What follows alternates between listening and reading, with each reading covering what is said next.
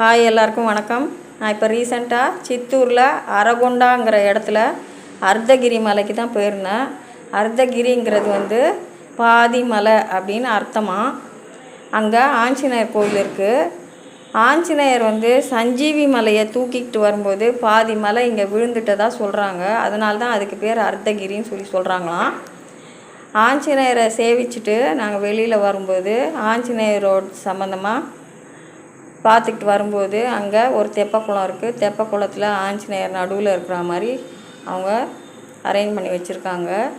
இங்கே துளசி மாலை, பூ மாலை எல்லாமே போட்டு வச்சுருக்காங்க. எங்களை வீடியோவை உள்ளவே அலோவ் பண்ணல, எடுக்கவும் கூடாது தான். அதனால் நான் உள்ளே எடுக்கலை, வெளியில் கோவிலை சுற்றி தான் நான் எடுத்திருக்கேன். உங்களால் முடிஞ்சதுன்னா ஒரு முறை இந்த கோவிலுக்கு போய் பாருங்கள். அற்புதமாக இருக்கும். ரொம்ப மன அமைதியாக இருந்தது. ஆஞ்சநேயரோட அந்த உருவம் எப்படி இருக்குது பாருங்கள். எங்கே பார்த்தாலும் இவரை பார்க்கலாம். நீங்கள் நம்ம கையில் எதையுமே வச்சு போக முடியாது.